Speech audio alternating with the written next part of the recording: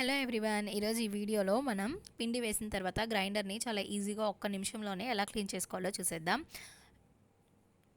First మనం పిండి వేసిన తర్వాత పిండినంతా కూడా వేరొక గిన్నెలోకి తీసుకుంటాం కదా. అలా తీసేసిన తర్వాత ఇలా రాళ్ళు రెండు మునిగేలాగా వాటర్ని నిండుగా పోసుకొని ఒక నిమిషం పాటు స్విచ్ ఆన్ చేసి ఉంచినట్టయితే మనకి పిండి అంతా కూడా ఆ రాళ్ళకు ఉన్న పిండి అలానే గ్రైండర్ లోపల ఉన్న పిండి అంతా కూడా ఊడిపోయి వచ్చేస్తుంది.